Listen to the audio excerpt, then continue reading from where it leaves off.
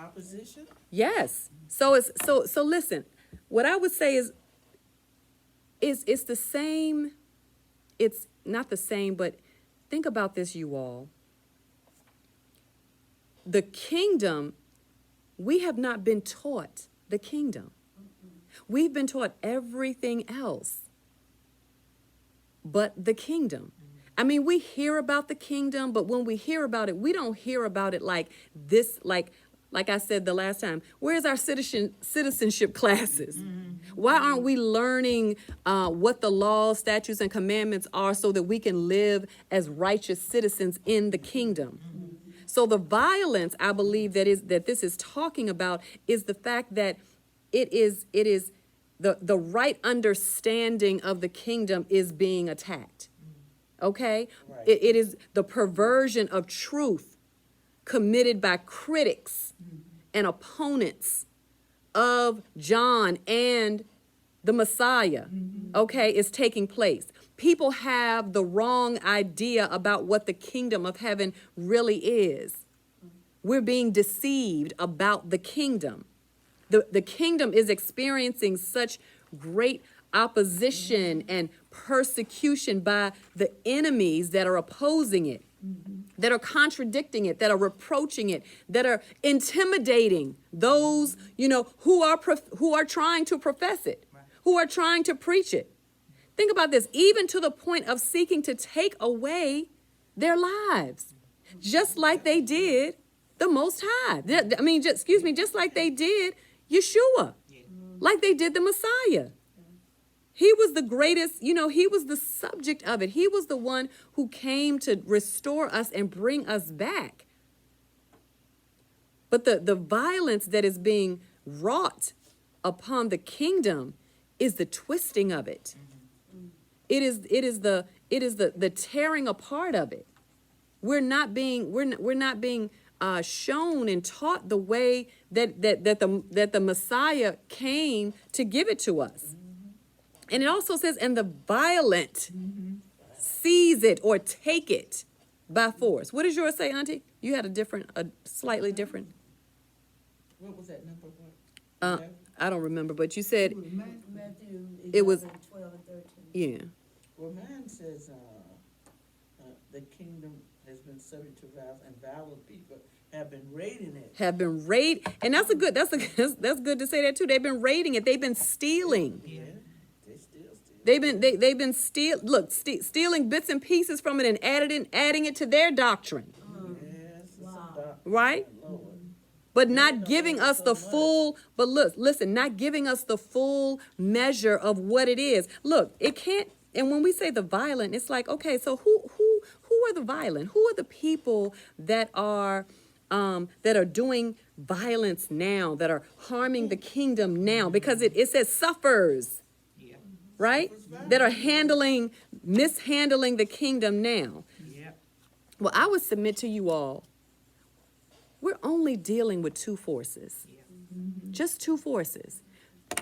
The seed of the Most High And the devil.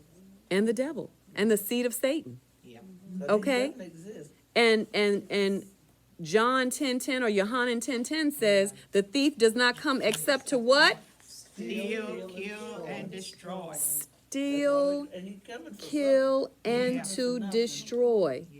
So we know just in a cursory, overview or reading of that, the violent are not those that the Most High chose. That's not who the covenant, the violent, those that are causing violence to the kingdom are not those that the Most High chose. Why do I say that?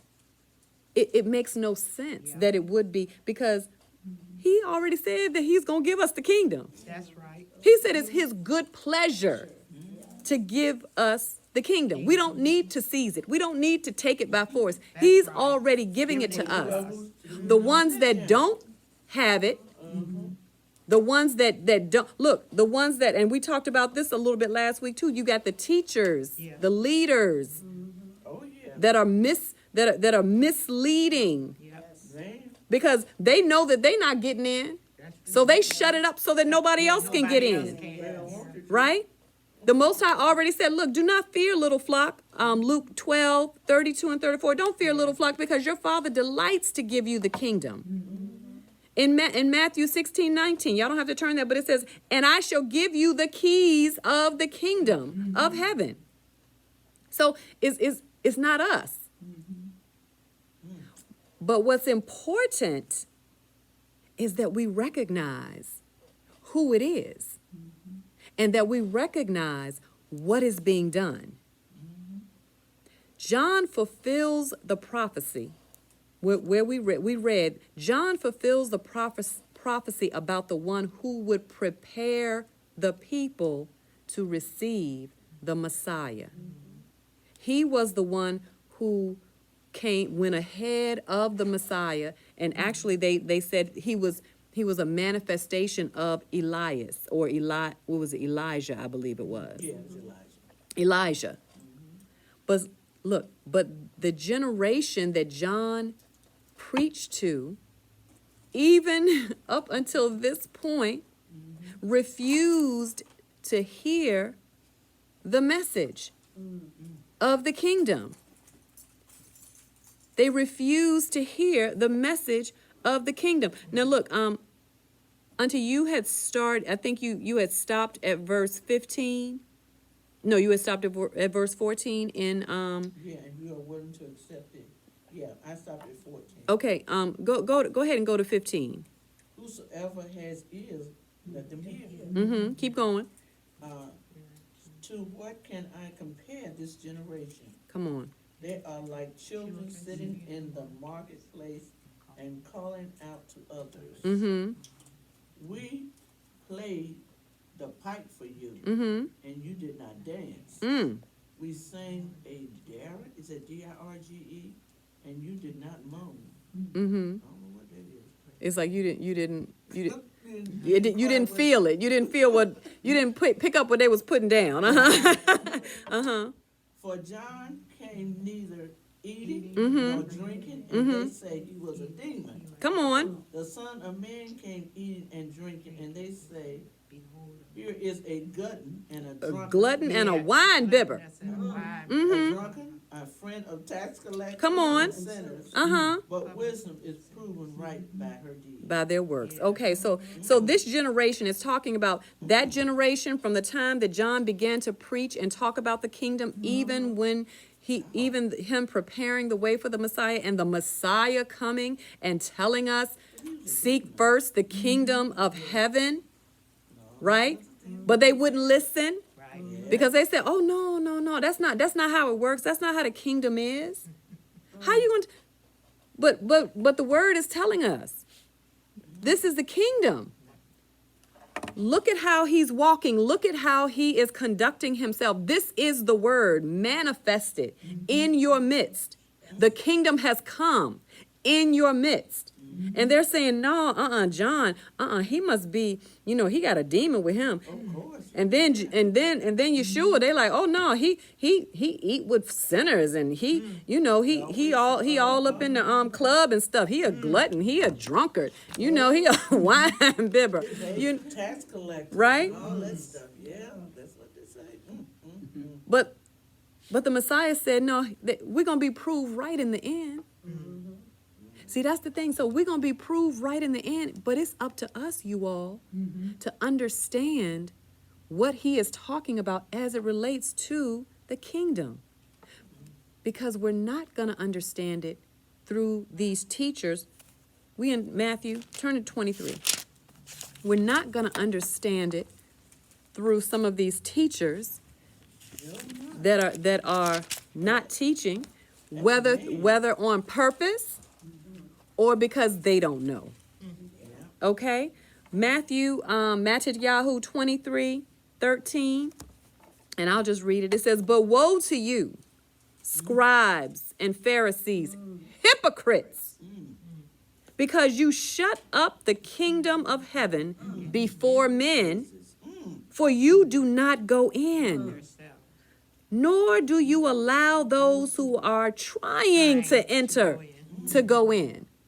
So it's like through your teaching, through your instruction, See, you're the one who is opposing and persecuting and contradicting and reproaching and intimidating the kingdom. You are causing violence to the kingdom, to the message. There's the 7 rules on the teaching of the law and the Pharisees. The kingdom has laws, you all. But see, there are some who are not interested in us walking in accordance with the laws of the kingdom. They don't want us to, they're trying to constantly, and I say they, but basically we said it's 2 forces. The force of the enemy is the one who is making it so that we are not, that we don't go, that we're not able to go back into covenant with the Most High. Now, he never left. He make a covenant. You can't break that covenant, but you can walk away from it. Oh, yeah. You can walk away from it. We can't ignore the laws, you all, of the kingdom while trying to live successfully in the kingdom. That is not going to work. Matthew 5:17. We're all over Matthew tonight. Matthew 5:17, it says,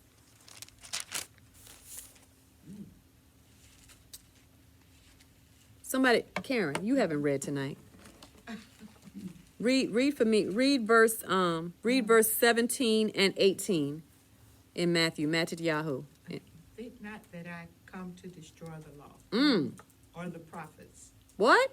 I not came to destroy, but to fulfill. Oh, yeah. For verily I say unto you, till heaven and earth Come on. pass, one jot or one tittle, I can't say that. Tittle.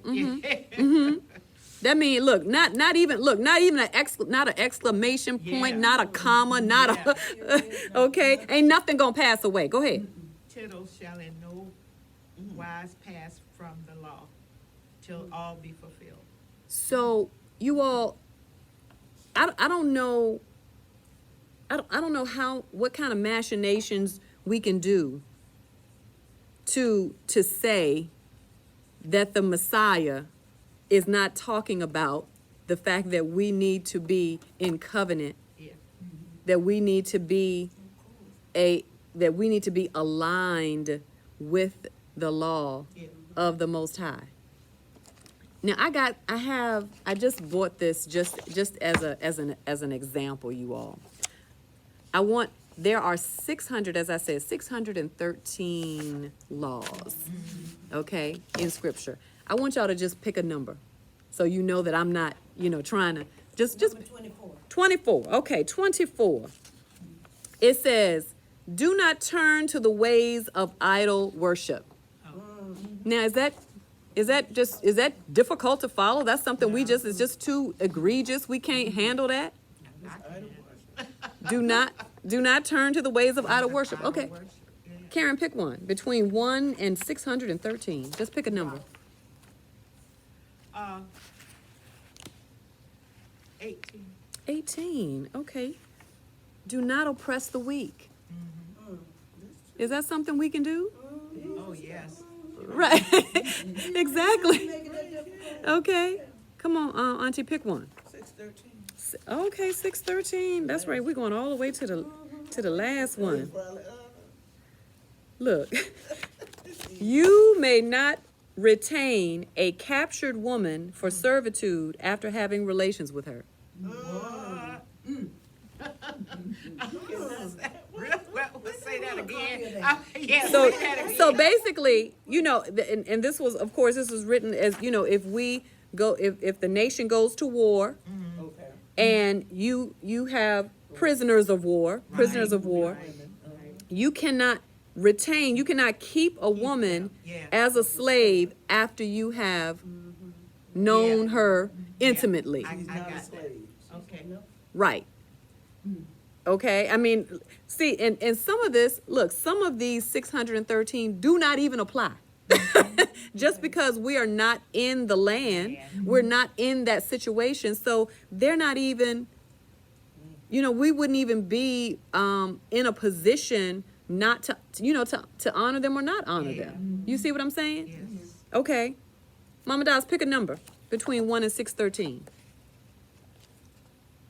You talking about in Matthew? No, just random. Yeah. Just say any number between 1 and 613. See, that's what I take. Number one. Number 1, honor the Lord thy God and him only. Yeah, Can we do that? yeah. Okay. Okay. 513. 513. Come on. Okay. This says, do not send a freed slave away empty-handed. Wow. Is that going to apply to us, y'all? Well, we don't even Not have today. Right. Nope. That's what I'm saying. That's what I'm saying. Yeah, back then, I was that about would've the been a- same thing. that would've They been a don't good play thing to that. do. When they got their freedom, they just sent them away. They But see, was this not. this is the other thing, you all. This isn't for them. That's right, This is for us. yeah, This is for the chosen. Oh, yeah. yeah. This is the see, because they have their own laws. Yes, they did. That's true. The other nations have their own laws. These are the laws that the Most High gave for us to make sure that we stayed protected. Right. Did you pick one, Karen? No. Okay, pick one. 333. Okay, let's look. 333. Yeah. 333. All right. A blemished priest must not serve. Okay? Definitely be, Yeah. Okay? definitely this time. But all that I'm saying, I just did that, you all, just to prove a point. That when you really get down to the nitty-gritty, Yeah. we got over 10,000 laws We got Yes. that we're responsible for, and that even the law of Congress don't know how many on the books That's for true. this country. And we got 613 just 613. that were designed that he gave us to keep us in covenant with him, Yes. to keep us protected. If we do these things, and we said at Mount Sinai, all that you say, we will do. And he said, if you observe these, my laws, statutes, and commandments, you're forever protected. But see, that's why you know that there are forces and powers that are dead set against us honoring the covenant. You know what? For those of you, all of you have been married. I've never been married, right? You think about this. So you're married, you're in covenant with your husbands, right? And you got this, this little slick, good-looking man, right? Telling you, girl, everything you want to hear. And you going home to a man and his socks is dirty and you know what I'm saying? I mean, whatever. Yeah. That's my first husband. But he said, he's trying to, he's trying to pull you away. He's Yeah. trying to pull you out of that Away covenant. from- He's trying yeah. to pull you out from under the protection Yeah. that you have in your marriage. Yeah, Okay? that's right. I mean, he could be, and the thing about, I mean, he may look good as I don't know what, but you don't know what he carrying. He could be carrying disease. He could be carrying, I mean, you just never know. No. The point is, you're committed and you're in covenant with your husband for a reason. That relationship is protection for That's you. right. It's protection for you. That's my husband. Okay? And so, and maybe that's a poor example, but I'm just trying to get us to just try to as a microcosm to understand when we make that when we made that covenant with the Most High, we can't let anybody tell us Tell us. that we don't have to abide by you don't have to abide by my vows. I mean, yeah, you made a vow, but you ain't got to abide by your vows because look, because they say Jesus came back and he said you ain't got to do that. Jesus never said that. As a matter of Never fact, he did. said look, everything else can pass away, That's right. but not this covenant, That's right. not this law. And so it's for our protection, you all. It's for our protection. We're going to finish tonight. So we look at the other thing about it is, you all, citizenship in the kingdom is not automatic. Nope. Every government has standards for becoming a citizen.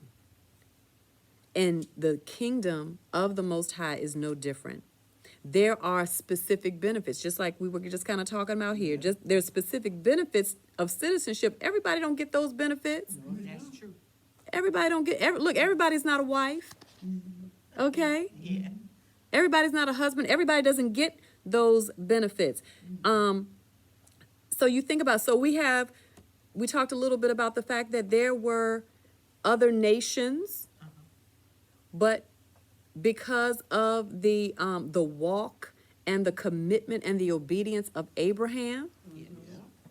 the Most High called out Abraham and his descendants, Abraham, Isaac, and Jacob. That's how we talk about it, right? That's right. There's Abraham, Isaac, and Jacob. Now, everybody, though, who is not in the line of Abraham, Isaac, and Jacob does not get those benefits.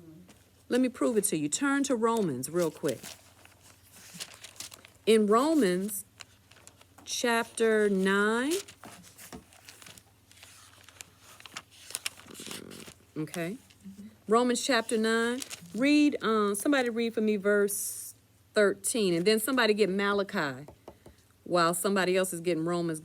Turn to Malachi chapter 1, verses 2 and 3. Okay. Who had, you got Romans 9 and 13, read it for me, 9:13. nice and loud. And as it is written, Mm-hmm, Jacob have I loved, mm-hmm. but Esau have I hated. Who said that? Did the Most High say that? Huh. The Creator said that, right? Now, if y'all remember, Rebecca, who is the mother Yeah, of read that. Jacob and Esau, when she was pregnant, they told her she was having a hard time. And they said, there are two nations Yeah. in your womb. Nations. The nations, yeah. Now, the Most High is telling us, look, as it is written, Jacob, the nation of Abraham, Isaac, and Jacob have I loved. The other nations that's coming from Esau, I hate them. Yeah, They ain't got to worry about these 613. yeah. They ain't got to worry about it because this is not for them. Oh, This is not to protect them. Right? Yeah. Them other women outside of your house, outside of your house, they don't get the same benefits that you get with your husband. yeah, Right? Yeah. So look, so we're talking about, who has Malachi 1, verses 2 and 3? Read that for me. It was 13. Okay. That was Romans 13. 9, 13. Who has Malachi? It's Malachi on your sheets, you all. I forgot, that's the Hebrew. I forgot to put it in English. Last one, under the New Testament, Old That's where Testament. I said. Who got it? Anybody? Mama Dosh, you got that? You ain't got it? Okay. Malachi, what is it? Malachi 1, Okay. It's in the Old Testament. chapter 1. It's the last one. Yes, it's the last one before it goes into verses. Read verses 2 and 3. And what chapter? Chapter 1. Malachi 1. Okay. I have loved you, saith the Lord. Mm-hmm. But you ask, how have you loved me? Mm-hmm. Was not Esau Jacob's brother? Mhm. Declared the Lord. Mm-hmm. Yet I have loved Jacob. Come on now. But Esau I have hated. Hate it. And I have turned his hill country into a wasteland. Mm-hmm. And left his inheritance in the desert jackals. Okay. Builders. So you all, we see that there are some advantages. There are some benefits. Everybody doesn't get the same benefits of being a citizen of the kingdom. Okay? Everyone does not get that. And so, listen. The Most High wants us to be in the kingdom. That is why he sent John the Baptist. That is why, and John was a forerunner of the Messiah. The Messiah came preaching the kingdom has come into your midst. Yeah, Seek first the kingdom and its righteousness, and everything else that you need is going to be added unto you. It is not, you all, about being born again. And I'm not making light of it. We see in scripture that he only talked about being born again to one person in secret at 2 a.m. in the morning. that's right. The conversation was about the kingdom. How do I become a kingdom citizen? And he's telling him, be born again, be born from heaven, okay? Shed all of the stuff, all of the teaching, all of the doctrine, all of the traditions of men that you've inherited. Okay? Go back. Go back. Relearn. We learn. Right? Yeah. That's what that was about. So that needs to be our focus, you all. The kingdom. The priority of the Messiah is to establish Yah's kingdom and bring the children of Israel back into covenant with the Most High, to reconcile us, to make us one. I guess he said, Make never do us it. one. Oh, he just keeps See, sending it. see the enemies, because the enemy's goal, his Yeah, goal his is to deceive us. Yeah, To make it so that we're not walking in the kingdom. Yeah. Okay? It draws his goal is to draw us out to a place where we are uncovered, where we don't have any protection. Because he understands that the kingdom is our protection and the laws are our protection. Think about this as just one of the benefits that we have when we are following the laws, statutes, and commandments. The ministering angels. yes, Lord. The ministering angels.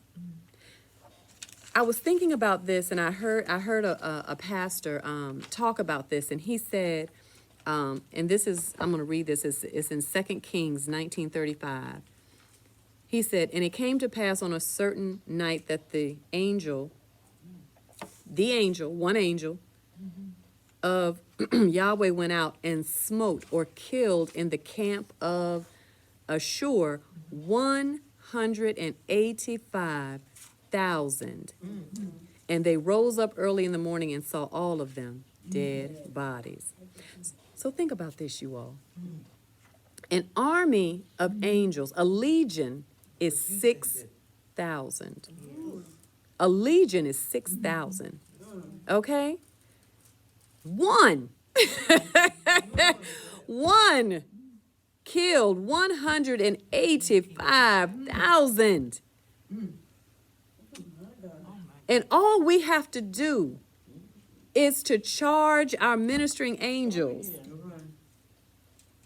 all around about our homes, all around about our jobs, all around about our children. One. Okay? Being a citizen of the kingdom, you all, is our strongest defense. I know it, and they know it too. And you cannot be a citizen when you're not following his laws, his statutes, and his commandments. Yeah. Right? Yes. Our loyalty, our allegiance has to be with the kingdom if we expect to ever go there and live there and reign there. Praise Yah. That is it. That is it.